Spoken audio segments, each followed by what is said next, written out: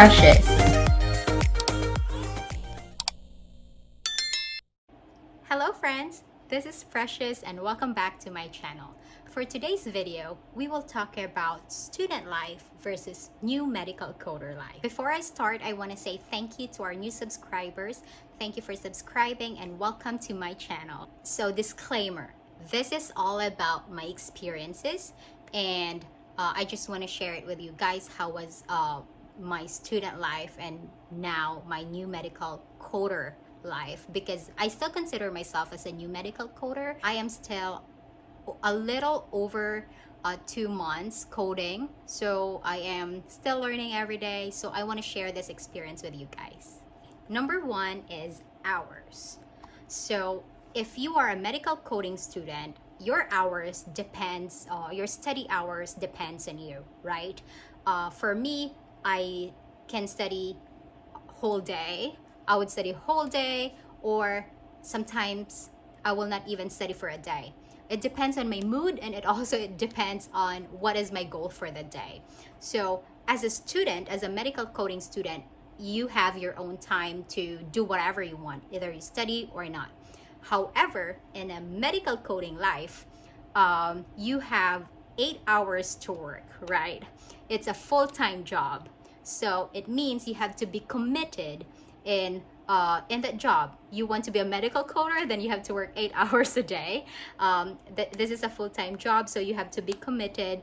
And not only that, last month, July was a very busy month for me, so I was really doing overtime. So if you are a medical coder, you can do 8 hours a day, or sometimes if there is required overtime, then you have to do it. So you really have to be committed. Number 2, goal. As a medical coding student, your number one goal, my number one goal, was really to pass the CPC exam. Because you took the CPC course because you want to pass the CPC exam and then take a job, take a medical coding job.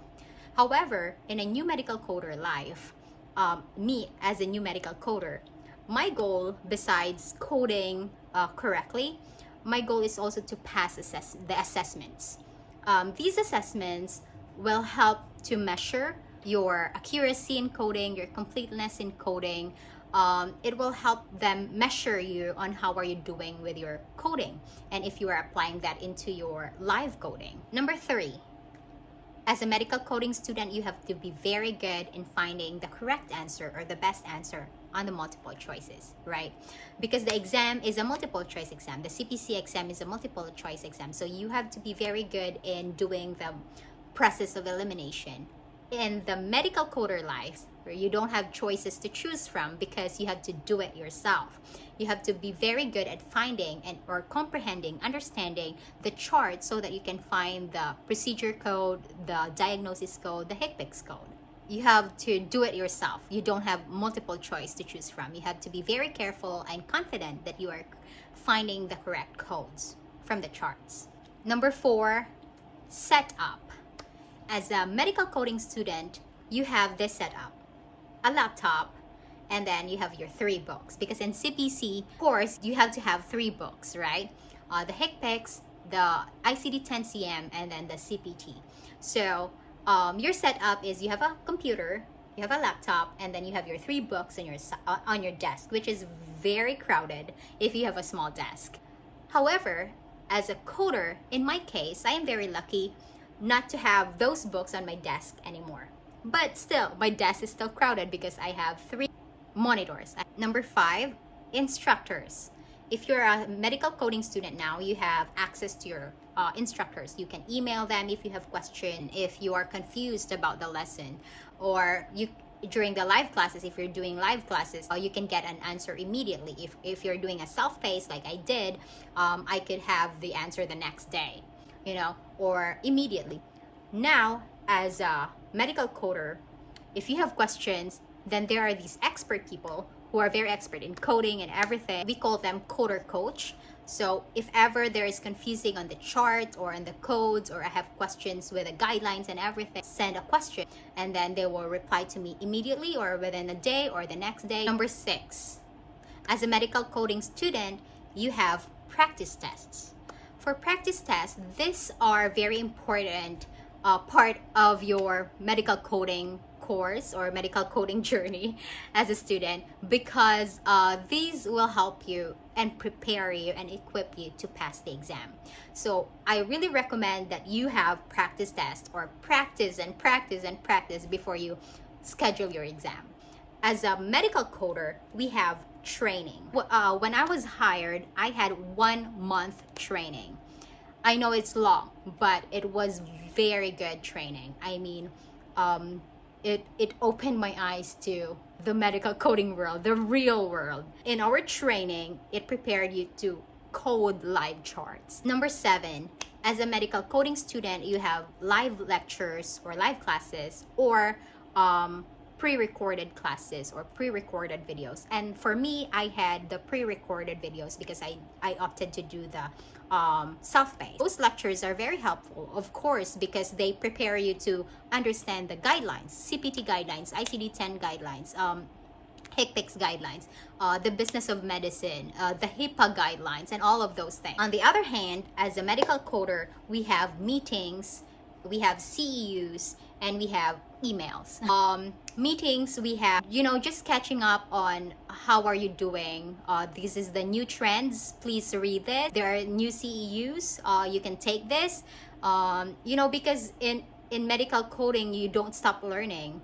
There are CEUs that will keep up with the trends. There are meetings that will update you that there are new guidelines presented, Number 8, now you have passed the exam. Yay! You have passed the exam. So what's next? I thought that I don't need to be studying anymore. Studying done, I passed the CPC exam, boom, I'm done. That's what my mindset was before. Now that I'm a medical coder, every day I'm learning. I'm learning from my mistakes. I am updating myself. I am getting CEUs, and reading different resources every day will help you update yourself and learn and be a better medical coder. The 9th and the last one. As a medical coding student, you are coding every day using the 3 books.